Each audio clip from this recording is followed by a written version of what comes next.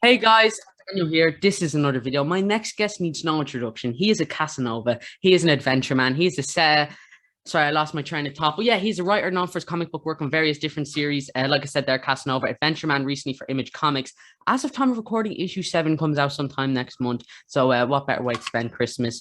Legendary writer of stuff like Sex Criminals with Chip Zdarsky. Recently, his comic book series Hawkeye was kind of adapted into new Disney Plus show, which he is making bag off. I'm sure it's mainly just Lucky the Pizza Dog that's bringing in the millions.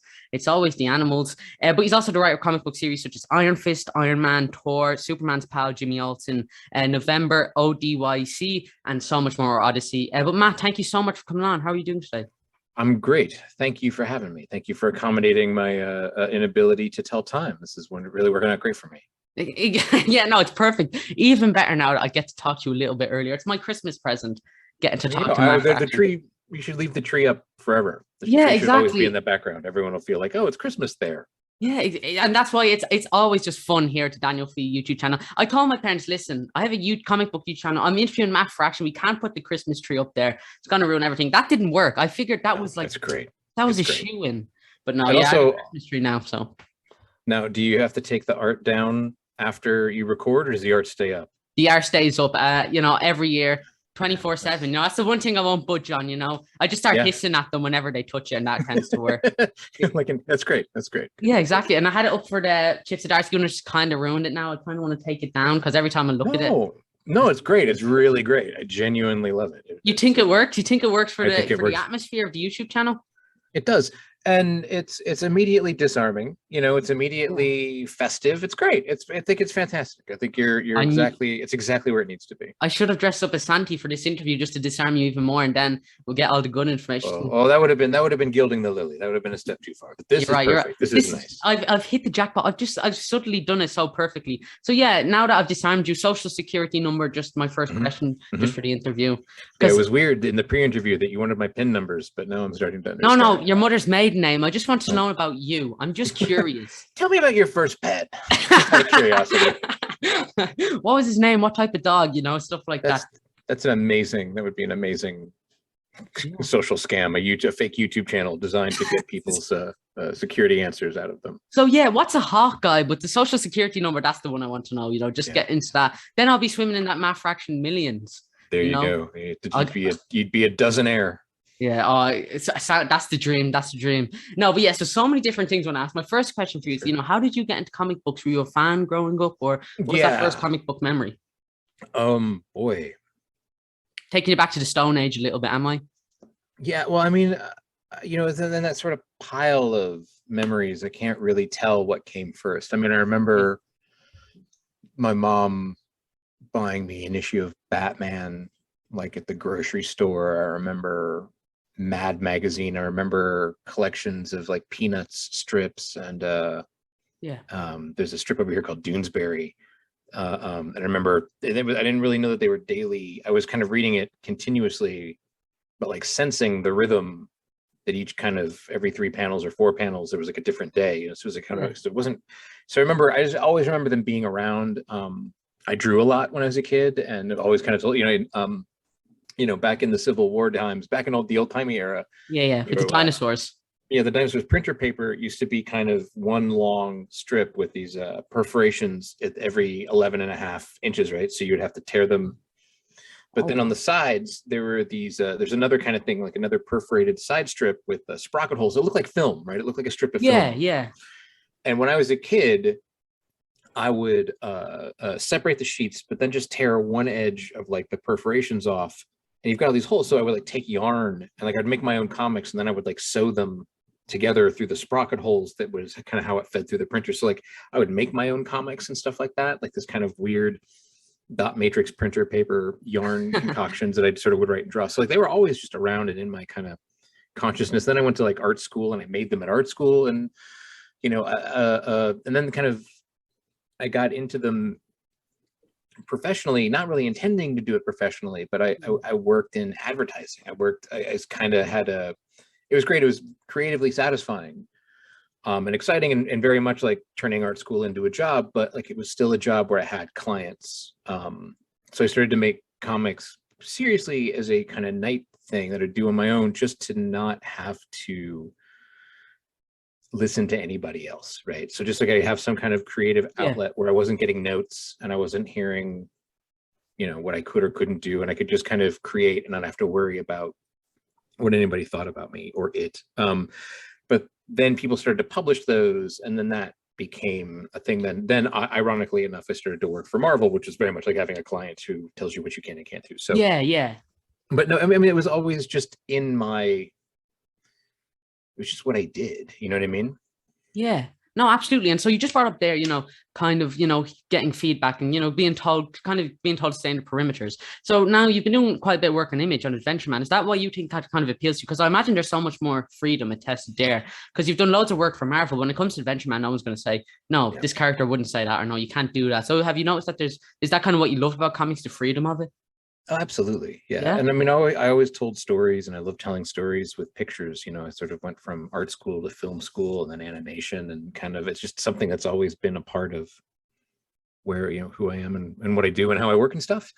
And interestingly enough, kind of having the job, and you'll like this story. How you're 14, is that correct? Yes. Yeah. It's same age as my son. You guys would get along terrifically, I can tell immediately. It's the Christmas tree. That's why you think that. Exactly. So we gotta, do you guys have Pop-Tarts over there?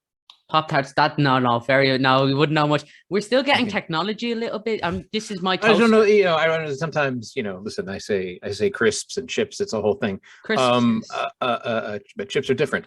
So Pop-Tarts are like these kind of little pastries with like frosting on top, and you put them in a toaster, and it's supposed to be a little bit like a strudel, right? But it's gross, and it's not that at all, but it's kind of like a candy bar with bread baked around it. But yeah, fantastic. So one time we had a job, and we were approached by the people that made Pop-Tarts, and their idea was like, oh, we wanted to make, they were making, as weird as it sounds, Pop-Tarts for boys. Like they wanted an ad campaign that would play on like cartoons that would appeal to like teen boys, right? They're kind of young, you know, like 10, 11, 12. Like, what do you boys who like buy action figures and watch cartoons? Sort of like, let's make it something that directs Pop-Tarts towards them. And we came up with this kind of crazy idea for, there'd be like this factory on another planet, and this kind of really intricate sort of Rube Goldberg like system of how Pop-Tarts get made. It would be very sci-fi and very strange, and lots of aliens and rays and kind of weird stuff that we were kind of into when we were 14, right?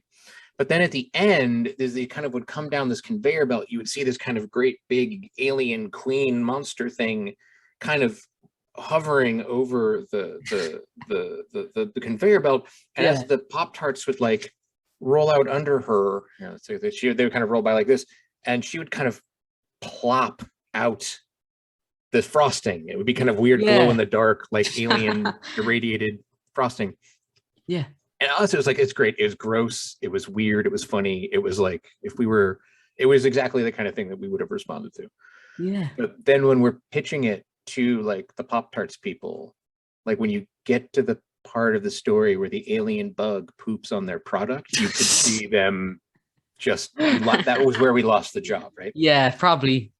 Now I was like, you guys are nuts, because kids are gonna love it. But all right, but the lesson I kind of took away from there is like, all right, if you're working for Pop-Tarts, don't have the alien bug poop on the Pop-Tart, right? So like by the time I got, you know, a little aphorism, you can put it in a needlepoint, hang it up in the bathroom. But when I got to Marvel, I was used to how I understood the characters as kind of brands, as products, as pieces of property that I didn't own. And sort of, I had learned through working with ad agencies and art directors how to treat other people's brands and what you can do with them and what's appropriate and what's not appropriate. So like, I think there's only one time I was told I couldn't do a story, and Marvel was right. It was the right call they made ultimately. But it was, and I knew it was a story that I asked if I could do. Like it was a thing like this might be a no, and it turned out it was a no.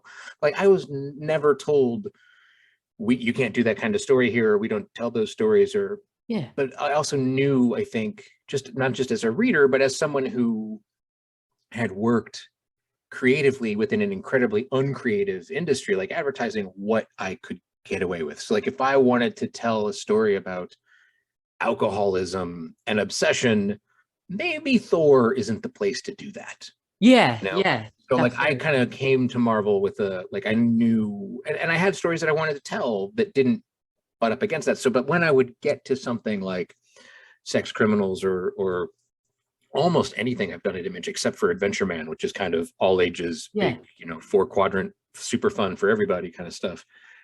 It was all stuff that wouldn't have flown at Marvel anyway, and it would have been weird because it's like, let's see, in your reading, have you read any Alan Moore yet? Yes. Oh, great stuff. Yeah, I've read a few. I'm reading League of Extraordinary Gentlemen right now. I'm on volume 2.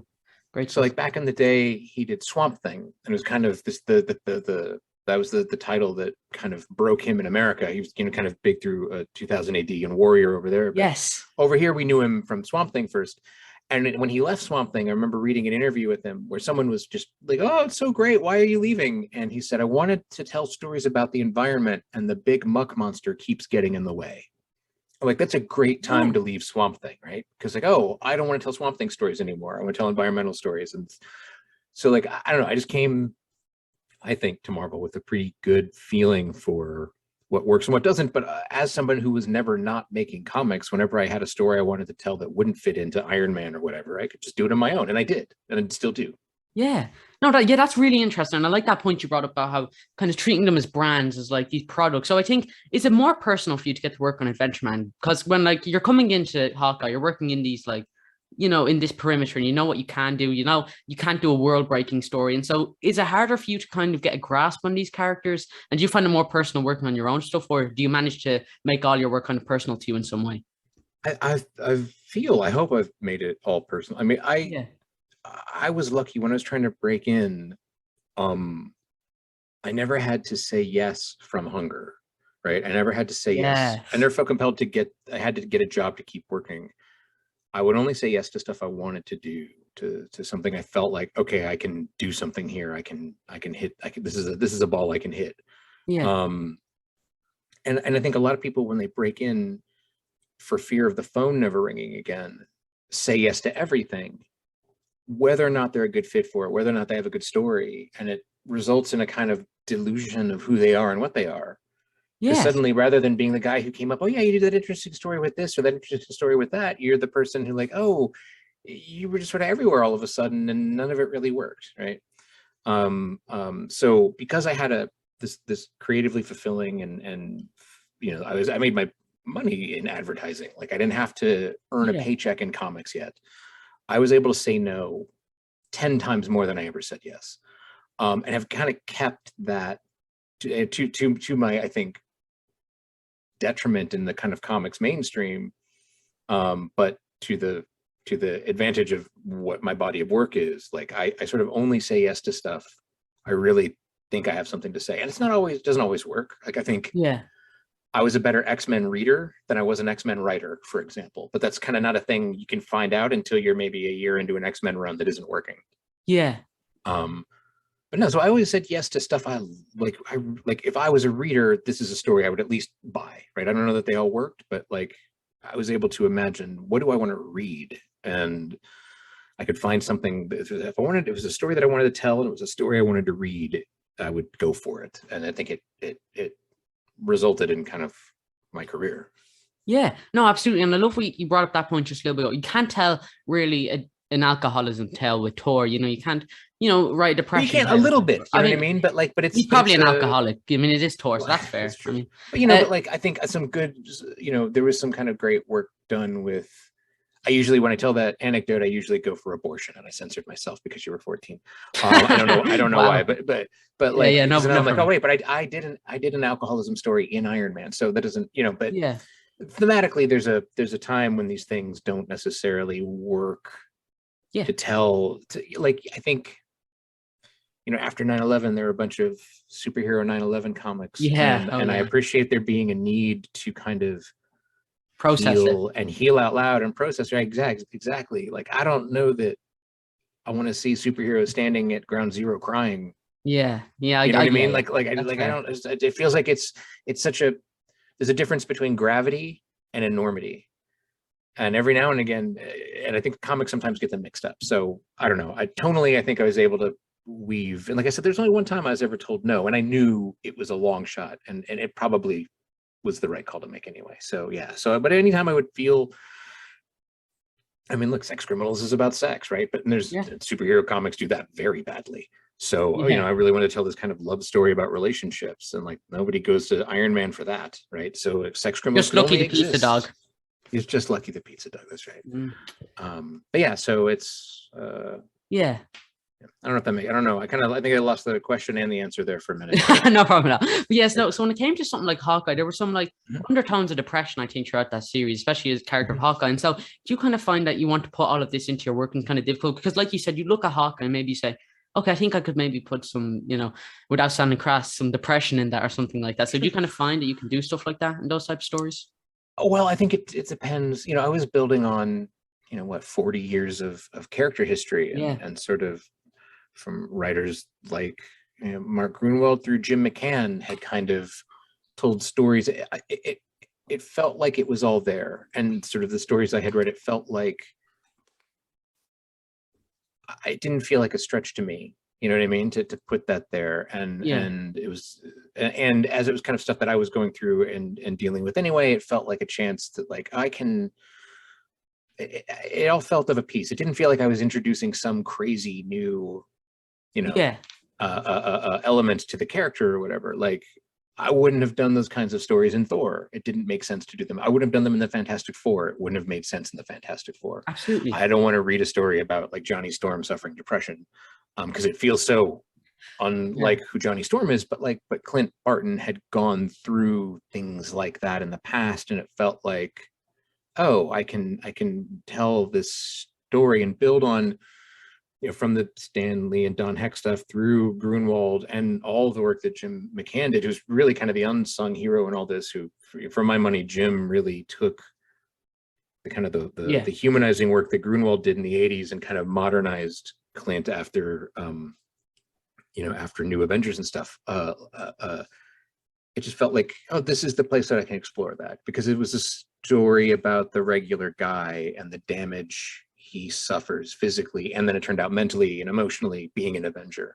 And I was, what does it take to keep someone doing that to themselves? Somebody who compulsively can't stop helping people. And it sort of felt like, oh, there's something compulsive there. And it's not, I just feel good and I need to help, but rather I can't stop helping people. Otherwise I'll be left alone with myself and I'm unhelpable. Right. So I don't know. It felt of a piece. It felt like a place to explore that stuff. And I felt like I had something to say about it.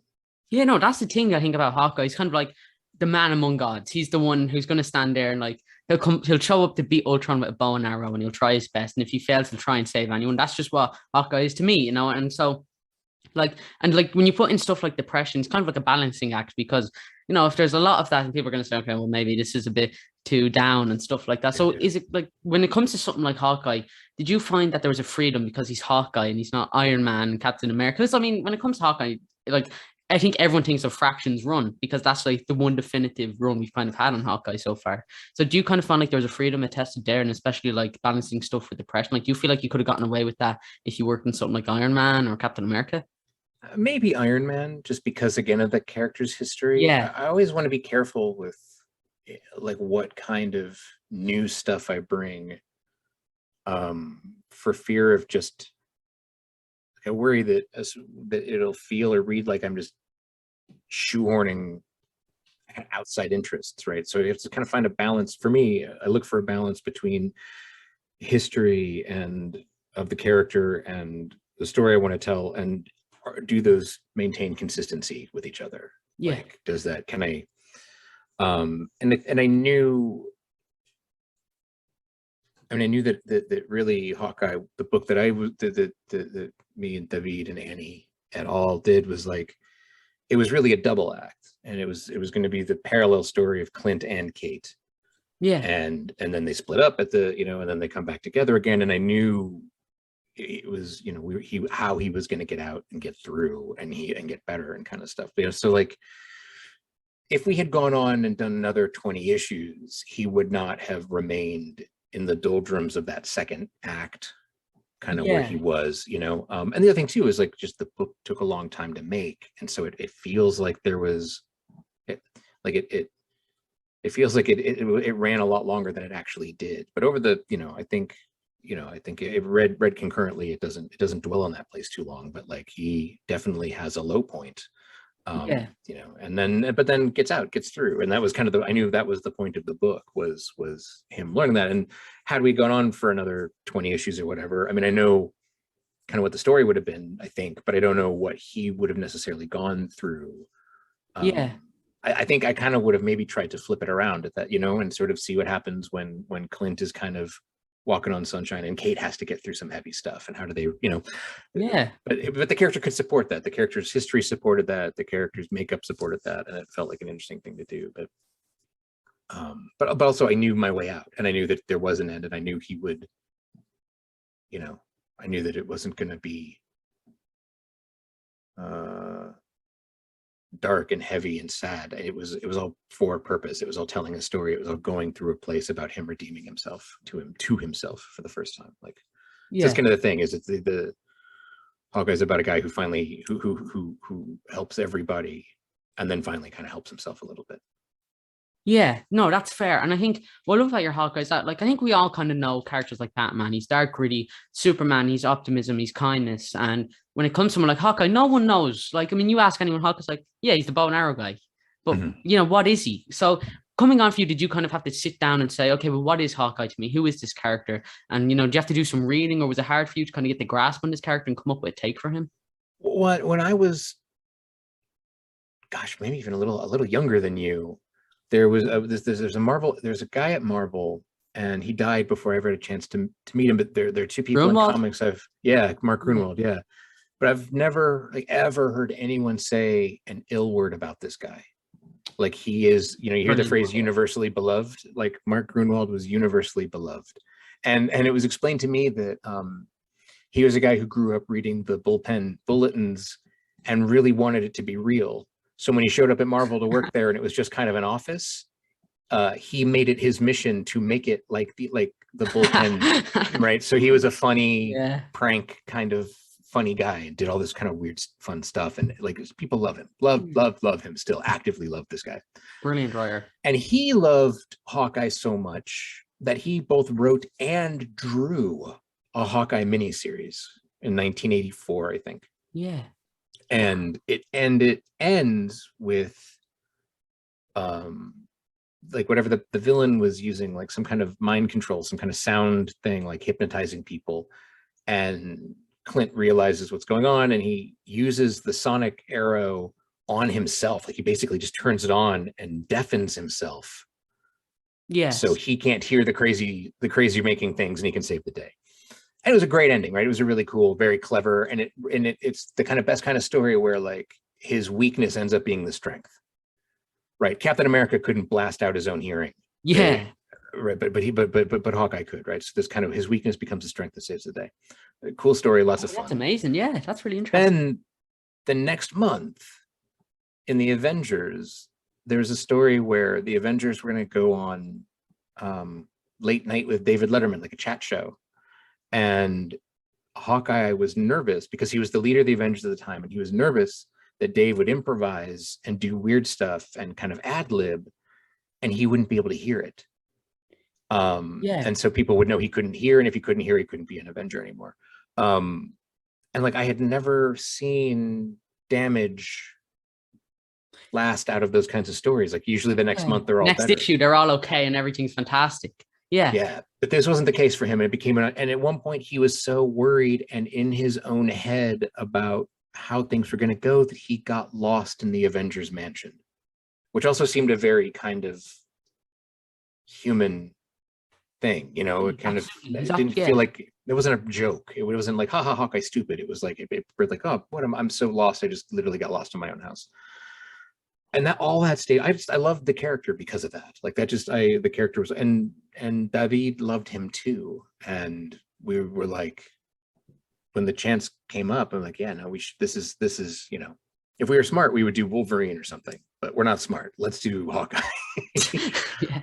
So it's just born of loving the character. And so, like, I mean, I had to do some like refresher reading, but like, I was pretty ready to go day one, Yeah, no, that's a really interesting factor for deafness. I think that's something that I've never incorporated with any superstition. Like both my parents are deaf, my mother and my father. And yeah, it's like it's weird growing up. Like, and when I was watching, Hawkeye recently, Echo was signing to her parents, I was like, yeah, yeah, I know that. Like I've done that. Like, and I'm fluent in like I said, and then seeing that incorporated in your Hawkeye, and I assume it was ASL.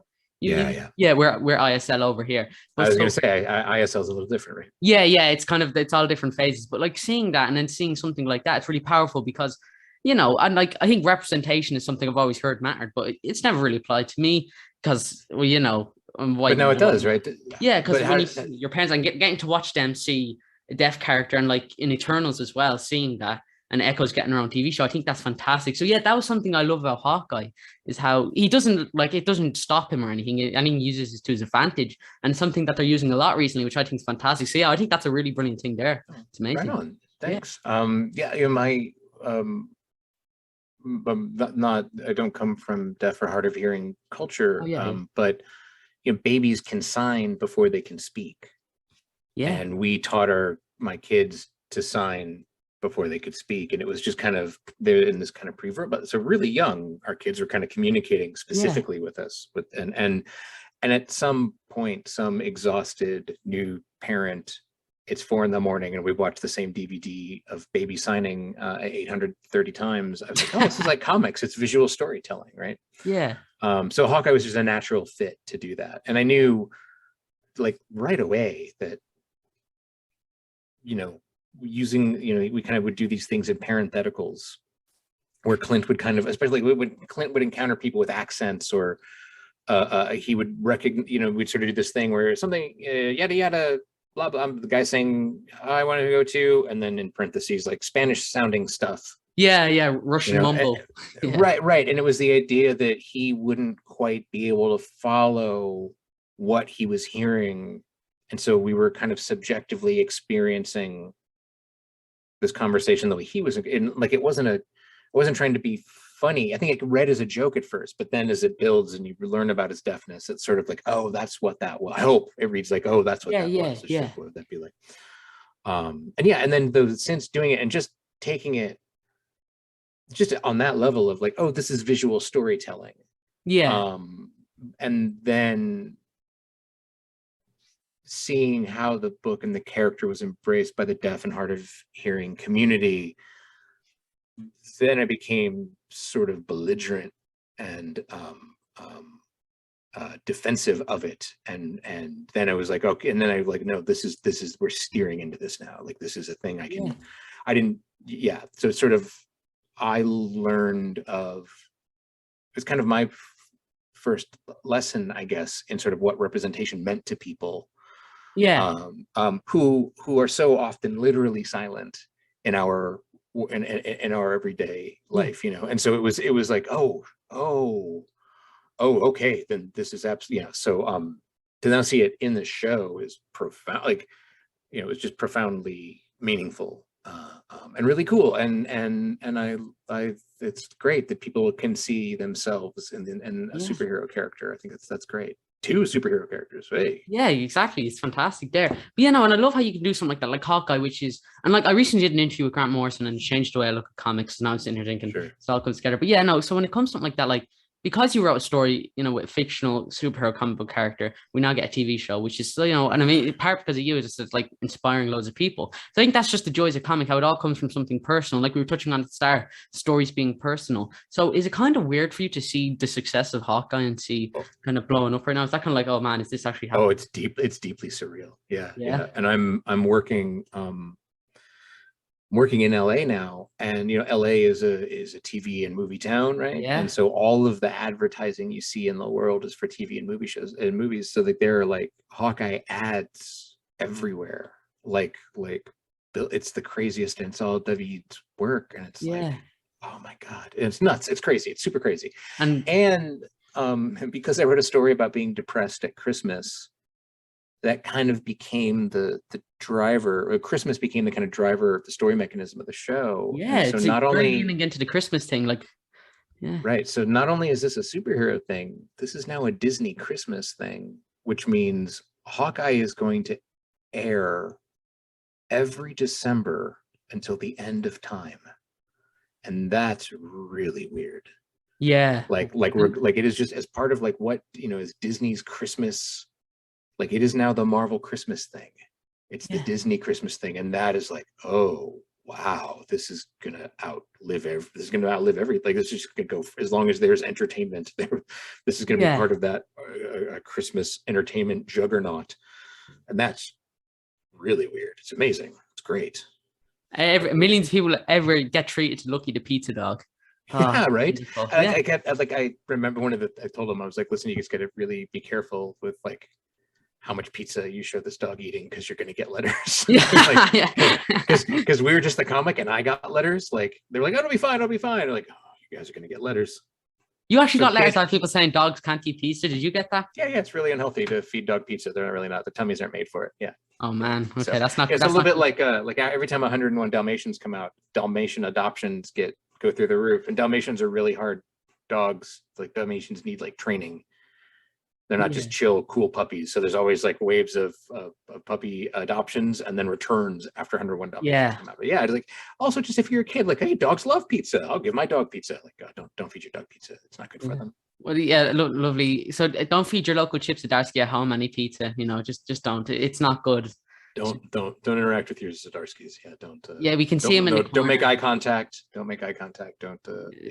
Is he here? Did we say his name 3 times? God, we shouldn't have. That's how it works. I think the rule is you have to. I think one person has to say it 3 times without being interrupted, or like there can't be a period. So if in the course of talking about Chip Zdarsky, you say the word Zdarsky 3 times, then Chip Zdarsky. Oh no! Someone quickly burn all your Howard the Duck comics right now. It's the only way we can fix this. Everyone, come on, quickly. No, just buy. You have to buy twice as many. That's it. Yeah, I recently had Chip on. He told me that you actually, said you should include Lobo in his Justice League story. Mm-hmm. So yeah, I mean, just it's just I mean, Chip and I are very good enemies. I mean, we're just I know I like all. He's like one of my best friends. And it's sort of a gift of comic. Just the two of us are so. We love that era of Justice League, and Lobo was such a huge part of it, and the idea of Chip writing, and he does it so wonderfully. Like he does it great. It's hilarious that like my 2 favorite Lobo writers are Chip Zdarsky and Mariko Tamaki, but there we are. Yeah, exactly. Yeah. And I don't know if you've read the Crush and Lobo series that Mariko is writing right now. It's really terrific. Yeah, is that ongoing right now, or is that limited? I think it's a limited. I can never tell. I think everything's limited these days. Yeah, so Adventureman, that's actually what I want to touch on. Is that limited so far? 7 issues down? Yeah, I mean, we'll do it as long as people read it. We'll do it as long as we can. And the first volume came out, was it last year? And so this is kind of like a continuation of that. Yeah, it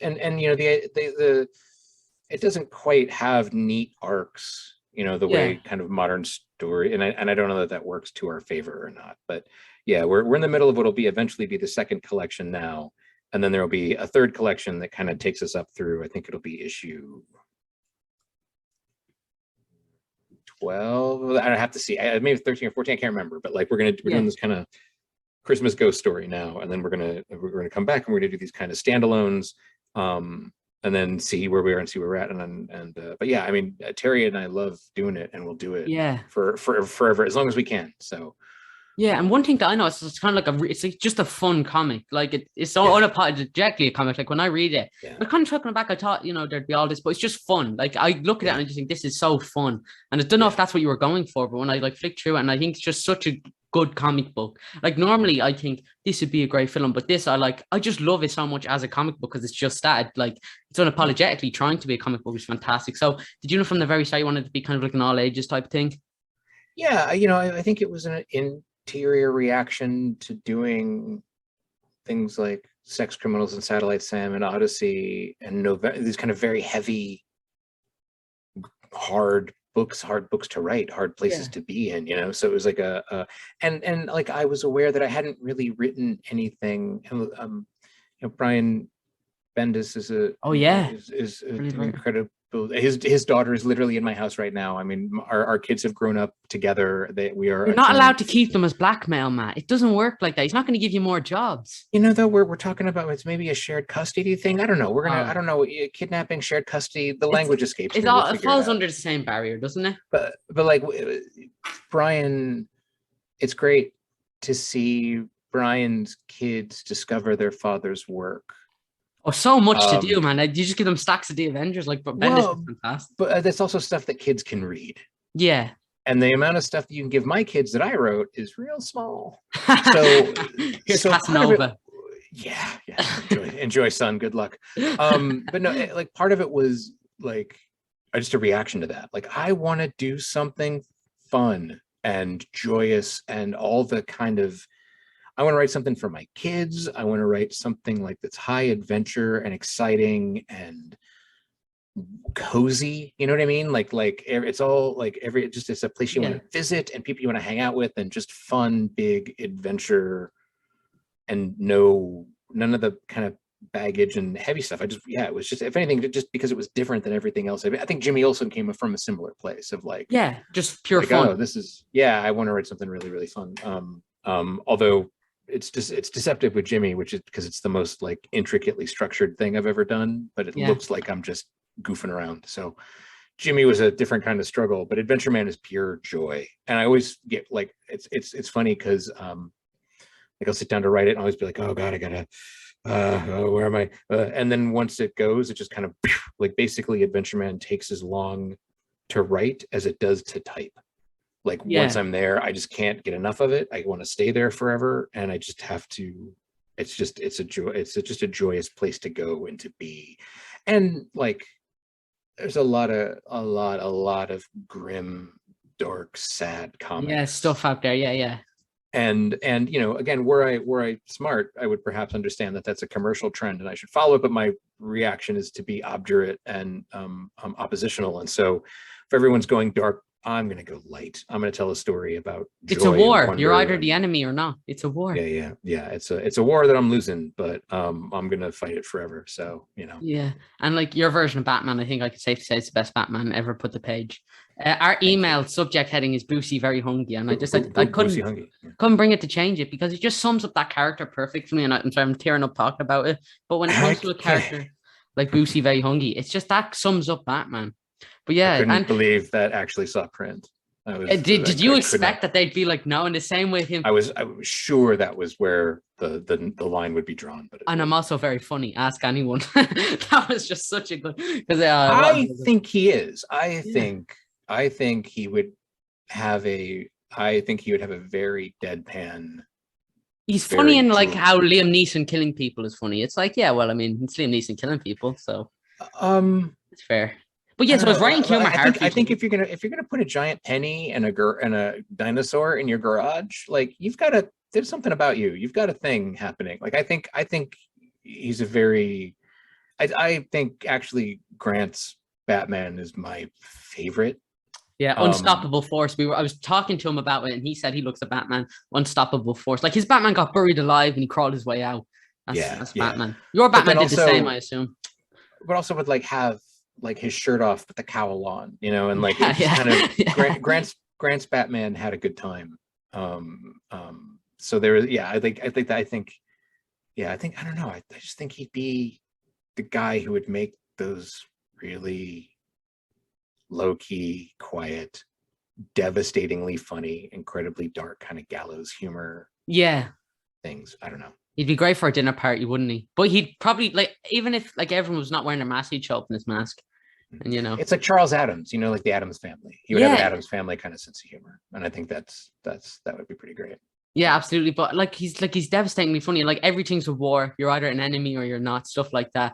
So fun. But yeah, and I also love in that one is like how you can write characters like Batman like that, but Superman is like, well, that's Superman. You're not. I don't look at that as like kind of a funny take. I kind of look at Superman. He's like throughout the series, he's still kind of kind and stuff like that. So while writing Superman was that something you kind of like, okay, I have to get this right. You know, he still has to be that optimistic figure that everyone knows him as. So I am. I think maybe one of the reasons I love Grant's work so much is that he has his sort of connection to magic and this kind of Yes. realm of I'm not that person. I don't go in for that kind of thing. But every now and again, something weird, and like there's been 2 instances in my career where weird magical things happen that feel like more than just that are not just coincidence, but a bombardment of coincidences that are so strange that it gives me pause and kind of wonder. And being in the orbit of Superman was one of those things. Like Really? it immediately felt like, you'll understand this when you drive, but there are cars and then there are cars. Yeah. And the first time you're behind the wheel of like a V8, you understand, oh, this is a car, right? There's something about like I noticed whenever I write Superman, my posture corrects. I sit up Yeah. straighter because I don't want Superman to see me like slouching over like a cave troll. Like I want him to see me at my best. I want to, it's not conscious. I just start to do it when he shows up. My posture changes, and like it's great. I love writing him. I've Yeah. been lucky to write him a couple few times through Jimmy Olson and some other stuff, and it's just like to kind of there's a big mythos that you tap into with that, and when that happens, just kind of weird stuff happens around the edges of life that I can't really explain, and then really cool. It feels like a gift. If writing Superman kind of feels like a gift. Yeah, and so like writing humor in comics is that hard because it's easy to like come up with a joke very quickly, but when you're sitting down, you're consciously saying, "Let me write something funny." It's like, well, what is funny? What like you can joke about anything. What can I joke about here? And so, or did the humor just come very naturally? Like the mayor is a dinosaur. I don't know how you came up with that because yeah, it's perfect. But so like yeah, well, I mean that was it just sounds like a thing that people would say, right? It's kind of like, oh, that old dinosaur doesn't know what he's talking about, right? And that kind of people start to say that in the book, and I don't know where it came from. It just felt appropriate to feel dismissed. Oh, okay, yeah, that old dinosaur. But then at some point, I was like, wait, if anywhere in the DCU would actually have a dinosaur for a mayor, it would probably be Metropolis. But then like Steve put it was just like, let's put him in the background that there's a dinosaur mayor, and like he's literally a dinosaur. And I think also too, like Jimmy Olsen supports that kind of stuff. Yeah. But yeah, no, jokes are easy. Like comedy's hard. And you'll always just be remembered for Swamp Thong. That's your legacy. I think that I don't remember how much of that. I think I want to blame that on Lieber, but well, thanks for putting it in nonetheless. I've had so much nightmares. I wake up in a cold sweat. He's Swamp Thong. He's here. Yeah. There was what was the club had a worse name. That was a note. We couldn't get away with what we called the club the first time, but I can't remember what it was. Swamp Thong United, probably that. It was bad. It was real bad. But yeah, no. So and then Jimmy was a book that kind of made me want to tap into like a Harvey Kurtzman, Will Elder kind of early Mad Magazine place of like just a zillion gags in every panel, and the kind of comic that rewards getting lost in the details and stuff like that. So it's something like Chip does very naturally. Chip makes jokes in the background that entertain him, that he knows they're going to be covered up with word balloons or whatever. But yeah, so part of it was just wanting to do a Will Elder, Harvey Kurtzman kind of thing. Yeah, which is hard, which is really hard.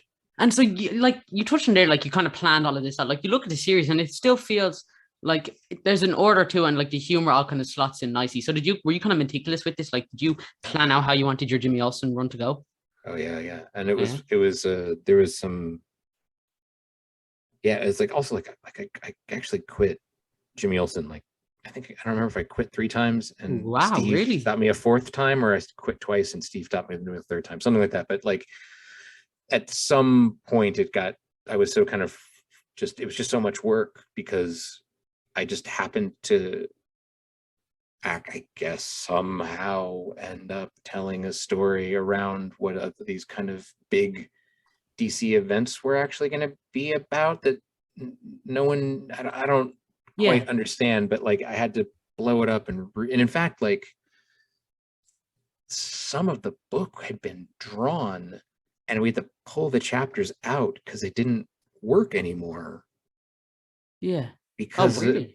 yeah, but then like, but I didn't want the editor to get in trouble, and I didn't want, like, I was like, it'd be like a film editor taking scenes that were shot and then redubbing them so it would work. You know what I mean? Like, it was a very messy, but because my thing was so intricately structured, they're supposed to look like total chaos, but was a very deliberate thing. It just kind of, if you moved one piece, it made the whole thing unstable. So part of it was just me designing something stupidly, like just not really great for a shared universe kind of structure thing. Yeah. But I don't know, it was weird. Yeah, it was I'm glad that Steve convinced me to stay. Our editor was wonderful. Our editor, Jessica Chen, the editor who edited most of the book, was wonderful and did her level best to carry it through. But like, yeah, it was so intricately structured. At one point, just felt like it was easier to stop than to keep going, because it was just, I rewrote, it just kept getting. Then the problem was that every time something big would have to come out or change, all this other stuff would change, and I would have to, I wrote those first 3 issues were like maybe the only thing I wrote for like 2018 or something, or like, I can't remember. It was something. Wow. It was. I can't remember now, but those first 3 issues were like, maybe it was like 6 months of that was all I wrote or something like that. But it was just this insane, like, kind of couldn't. I just couldn't. I don't know. Kind of. I think your hard work paid off now looking back. I think, yes, clearly, yeah, and that's the important thing, is like, if it is, hopefully it reads pretty effortlessly and chaotic, and but yeah, it was hard for me to find the tempo of DC, and it would have been easier had it been a book that was almost more esoteric. I guess, I don't know. I thought I was being pretty esoteric, but who knows? Weird stuff happens. Yeah, and so you were writing this at the same time as November for Image. Was this all kind of comics? Like, were you writing Jim? Because they both came out in 2019. So you were writing Jimmy Olsen in November, same time. Yeah. Oh, that must have been fun. Yeah, getting to balance 2 scripts. Yeah, there's kind of similarities. I think you can see. Greg Rucka pointed it out. Like, Greg Rucka spotted it one day. We were hanging out, and he was like, "Oh, these are the books that you're writing at the same time because they're dealing with X, Y, and Z." So yeah, it's kind of like the best thing like, I love learning something about the craft and making Marvel or DC pay for it, and then I get to go apply it to my own work. Yeah. So yeah, I think Jimmy kind of taught me how to write November in a lot of ways. But yeah, they were happening in parallel, and that was nice too, because November is pretty heavy. It's kind of like a more heavy crime book, and then when you have Jimmy Olsen, where there's a Mare Dinosaur and stuff like that, November, is it hard for you to write crime? Because I know a lot of writers kind of struggle with that. So or was crime just kind of, or was it kind of just you laying off things you find interesting, and then when you look, you're like, oh, this is a crime comic? Well, I mean, I think the thing that interested me was doing a crime comic that was about the characters that most crime comics would have left in the background. Yeah. Like there's a whole other comic about, there's another side of the November coin that's about desperate men making hard choices in a bad place that we've read before. That's about one gang double crossing another, and someone running around frantically trying to tie up all the loose ends and get out of the city alive by daylight. Like, it's a story we've all seen. And what interested me was telling a story about the people in the background of that story, about the incidental characters, and kind of forced into it. Like, that didn't want to be there, and that weren't these kind of noir men, but victims of noir. And how do you none of them signed up for it, right? And so how do you, so that was what interested me, was kind of, again, being obdurate and difficult, but like, all right, all these crime stories are about these kind of guys. I want to tell a crime story about those kind of women, and that. But then, but there's a lot of structural stuff going on, and again, very intricately structured and very organized and written in this really strict grid and all this kind of stuff. Yeah, absolutely. So speaking of crime, everyone's favorite pizza thief, Lucky Dog. How'd you come up with Lucky? I thought of it. I realized I never asked you. How'd you come up with Lucky the Pizza Dog? This is sad. This is true, and this is sad. So the first when Hawkeye first came up, and I said I wanted to do it, the first story I came up with is what would have been in issues 4 and 5, called The Tea. Oh, really? But then I realized that was really just a story and not a series. So then I quit. And then, oh yeah, fair enough. well, no, not quit, but like I just said, hey, you know what? I thought I had a series and I just have a story. And the editor was like, oh yeah, that's not good. And so I backed out. But then I figured it out and begged my way back onto the book. And then the next issue I wrote was issue 2. And I have it somewhere. I wrote it while my kids, I started the outline while my kids were napping in the car. That's how, but I sent it, I wrote it up and I sent it in. My editor and I both had the same kind of note, like, this is a really great second issue, but it's not a first issue. Yeah. So I went back to and started trying to figure out what I was going to do for the first issue, and had kind of a notion of a sketch of things. And then very suddenly my dog died. And he was fine. And then one day he was walking and just kind of fell into a wall, and we had to put him down. And it was awful, and it was devastating to my son. Yeah, I'd imagine. It was like 3, and like it was one of the worst, just awful. It was just terrible, all around sad. And at that point, I had the thought that if I couldn't save Captain Applejack, but Clint could save a dog. And so I put this dog into the story of trying to help this lady with her rent and all of that, which is kind of all that first story was helping a neighbor pay her rent, right, for the month. Yeah. And the dog arrived and everything fell together. There's this old joke about a dog with 1 eye and 3 legs, and he's deaf, and he was hit by a car once, and and it's the name of Lucky. Yeah, right. Which was the joke. So like, oh, well, that's Clint though, right? That's Clint. Yeah. And it felt like this kind of Jungian, like his anima presence showed up in the book. The same way that Kate is his anima, right? It's this kind of female, feminine, creative energy, and it was also my dog, and the dog was alive, and the dog showed up, and the dog was everything. And I don't know where the pizza thing came from. It just came out. But I wrote it literally that night, the night my dog died. And, I stayed up all night and wrote the plot for that first issue in one blast, and sort of finished at like lunchtime the next day. And it was like, and that was it. And not only was that it, but I knew everything important about the book when I had finished that first issue. Yeah. That's... Even though it was the 4th issue, I knew everything was together at that point. And I knew the dog was going to solve a crime, and I knew Barney was coming back, and I knew they were going to split up, and I knew the joke about the boomer. I knew, like, there's a kind of joke called a Shaggy Dog Story, where tell an incredibly long, huge setup for a very lame, weak punchline. The Lucky the dog, the wanted poster is the same thing, right? But I knew that the whole book was a Shaggy Dog story. Yeah. Hanging on this joke about the boomerang arrows coming back to you in the end. And then at the end, when Lucky shows up, that's the arrow he has in his mouth. And like, I knew all of it. I had it all there.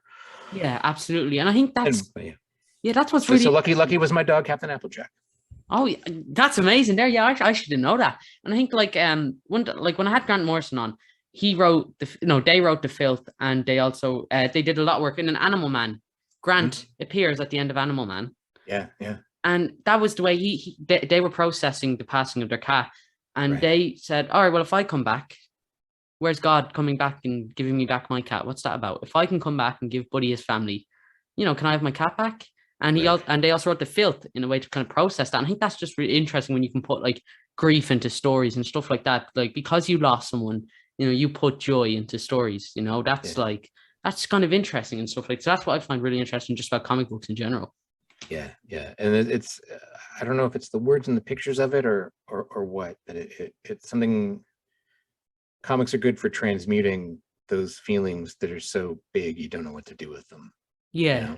Love or loss or any of that stuff. Something about comics uniquely help us process them and put them in the world. And I think it makes it a lot more real. It makes them resonate. I think that's certainly true in Grant's work. You can tell when they're dealing with the Invisibles is really terrific with that. You can really see this kind of, or like We Three. I don't know if you've read We Three, but there's just kind of, you can Bandit. When they're working through something intensely personal and real, it shows up in the page in a intense and personal way, which is pretty amazing. Yeah, exactly. And like when I first got into comics, I didn't know. I assumed comics just fun superhero stories. Batman beat crime, the end. But like now, after nothing wrong with that.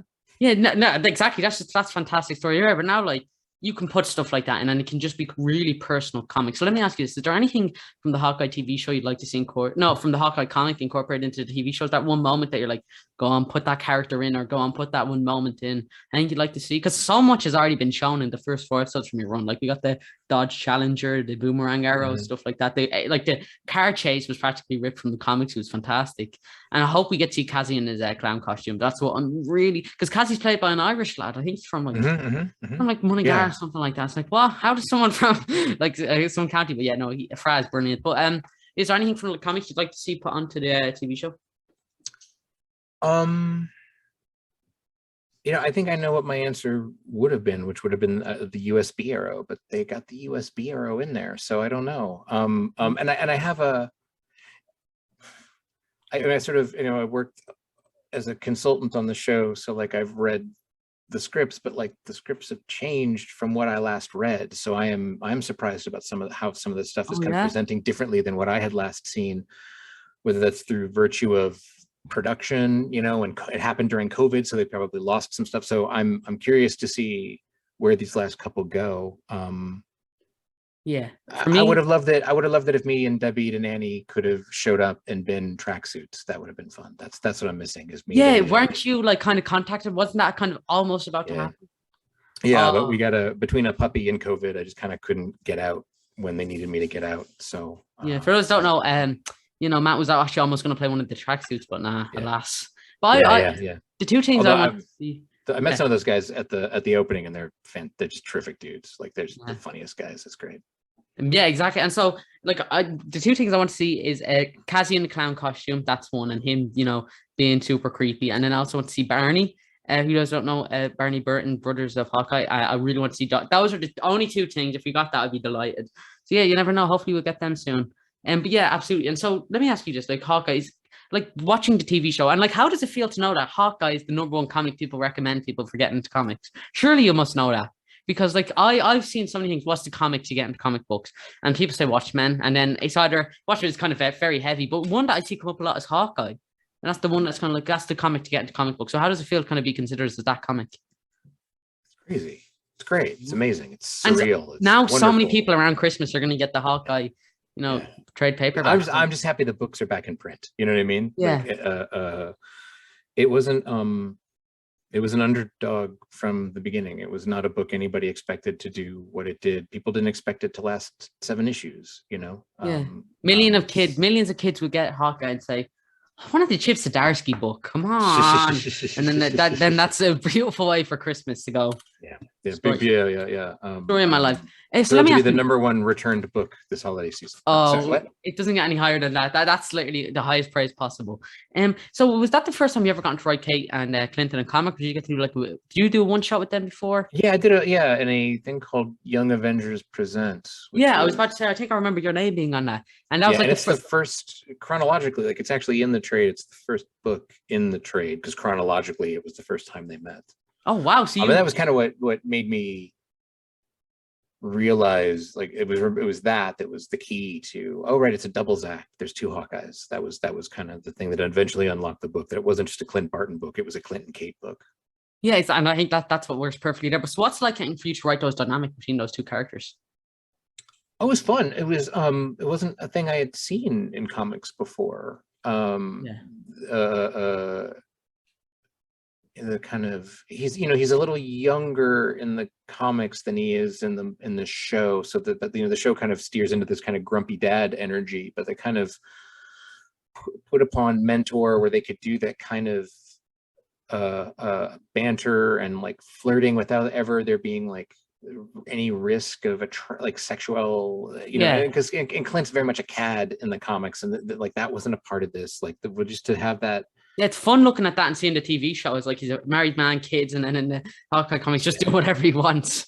Yeah. So part of it was just, but to write um, to write that kind of screwball relationship thing about a mentor and a mentee, and their banter, and the two of them kind of being the opposite of one another, and I don't know, it was great. It's sweet and sour, it's crispy and chewy, it's a salt and pepper, man.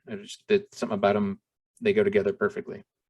Yeah, exactly. And I love, like, there's so many great jokes in that series. One of, like, one which is fantastic, and this goes to David Aja, who did a brilliant job, where it's a Hawkeye jumping, arse out, and like we see, and this is the Hawkeye face covering up his private parts, which is, I mean, that's what we all strive for, And I think that's like the only time we actually see the OG Hawkeye costume in maybe the series. So just covering Hawkeye's nuts. So yeah, it was on a cover once, but yeah. There was a cosplayer who would go in this kind of flesh-colored bodysuit with the Hawkeye face over his business. And it was like, that was a brave dude. Yeah, exactly. Brave young man. He took off his mask, like, Chip, what are you doing here? You're banned. And yeah, that was a reveal.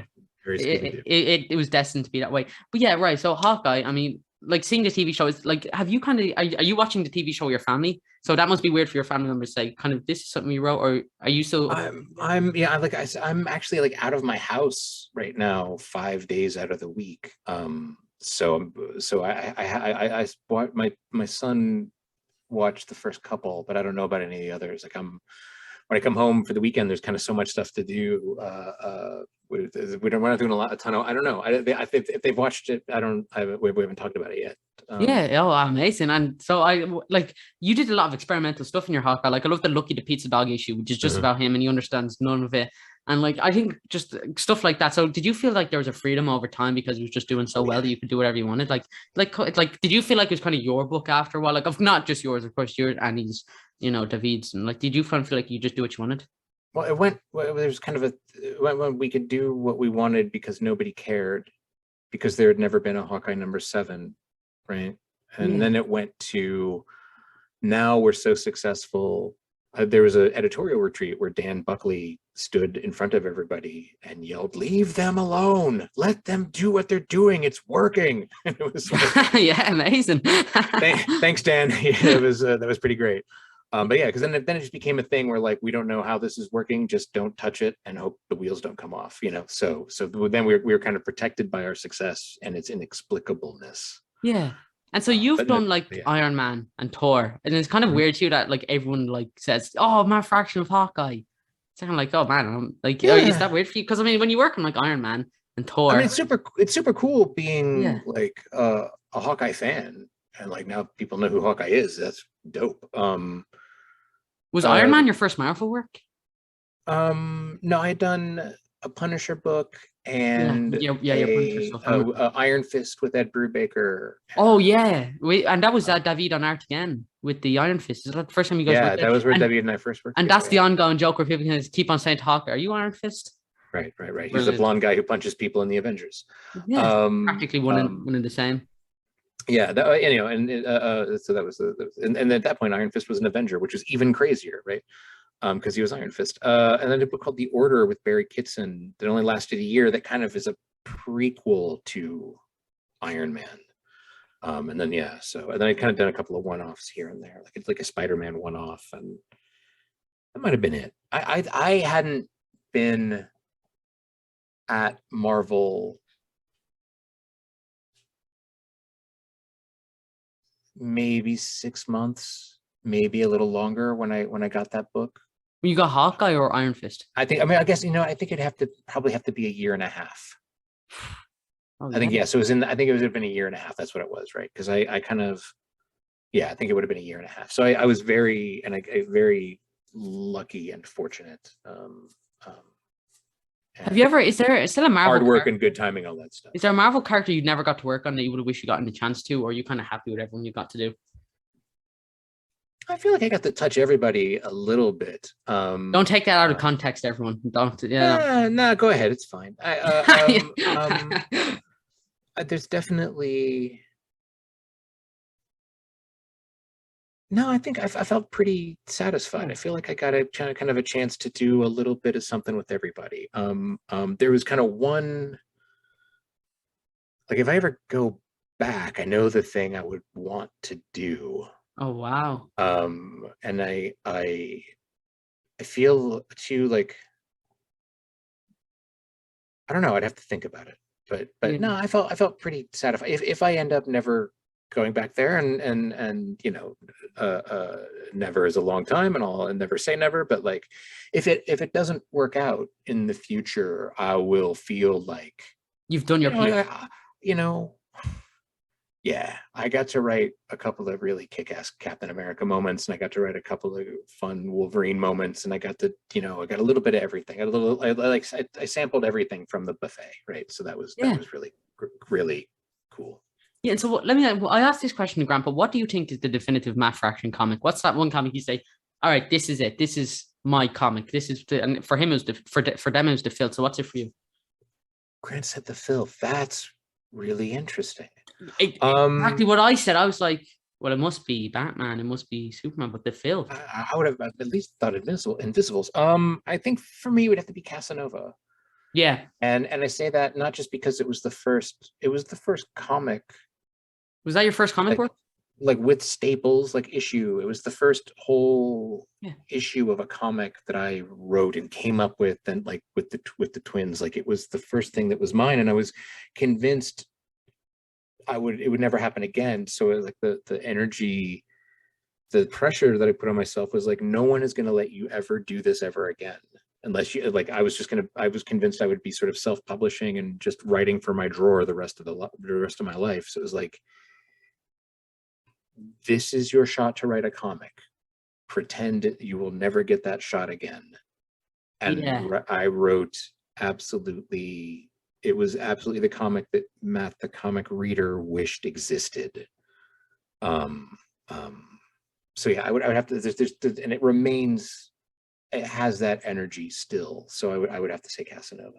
Yeah, absolutely. Casanova is fantastic.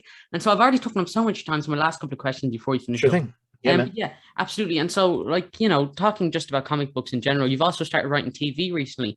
You've gotten to work with like Hickman on it, like TV and stuff like that. So, you know, let me ask you this: is it like a transitional period going from comic books to TV? Is that difficult for you, or did you kind of catch on to it very quickly? Because you have like a job now where you're writing for a TV show, yeah? Yeah.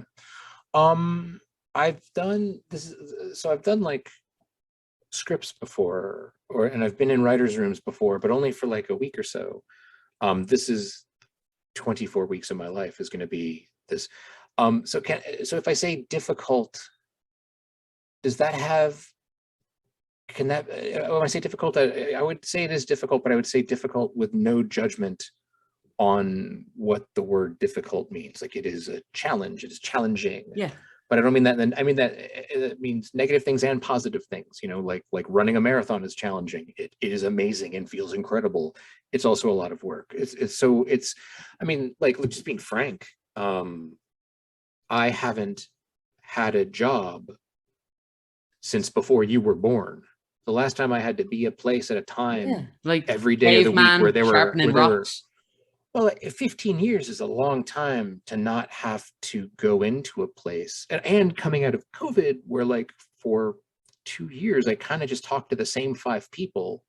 Like I feel very uncomfortable in my skin right now, and like it's not that the job is unfamiliar, but it's a challenge, and there's a lot. And not, aside from just, all right, I just haven't had to.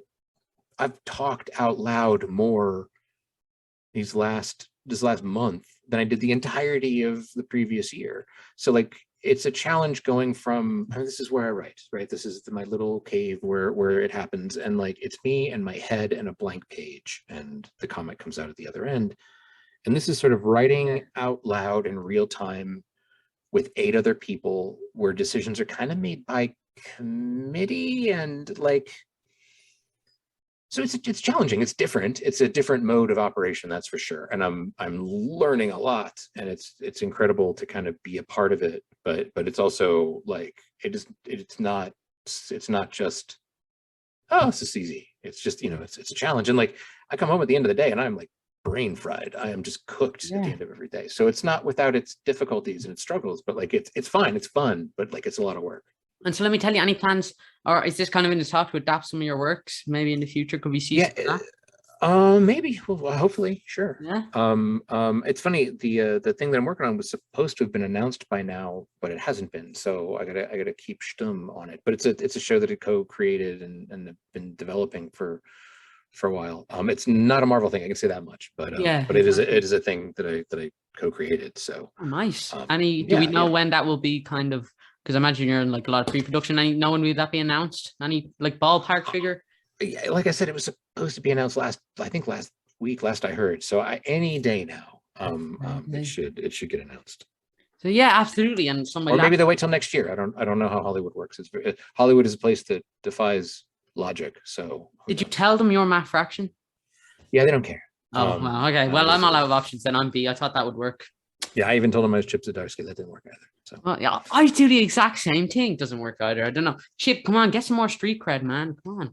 Anyway, my last and final question. sure thing. What advice would you have for anyone looking to get into comic books as a writer? What's that, one piece of advice? And you've worked on Lucky the Pizza Dog, so you know what you're talking about. What's that piece of advice?